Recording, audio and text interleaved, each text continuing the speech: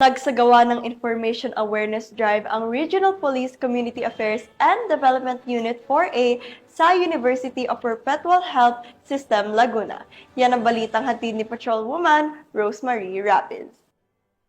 Gawa ng Information Awareness Drive ng Regional Police Community Affairs and Development Unit 4A ngayong September 16, 2025.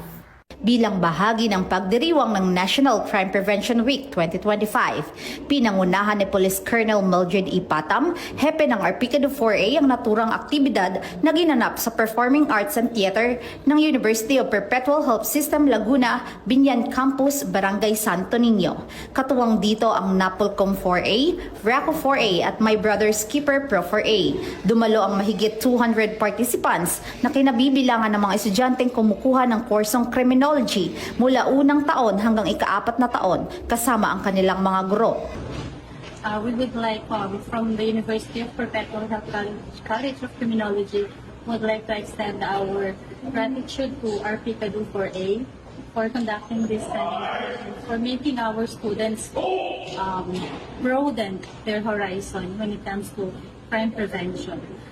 Hopefully, in the near future, we will be conducting again this seminar. Thank you very much.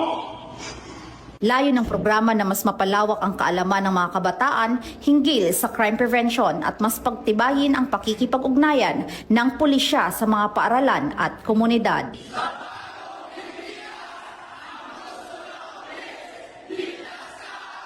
Mula dito sa University of Perpetual Health System Laguna, ako po ang inyong Binan First Captain, Patrolwoman Rosemary Rapids, alagad ng batas, taga-taguig ng Balitang Pulis.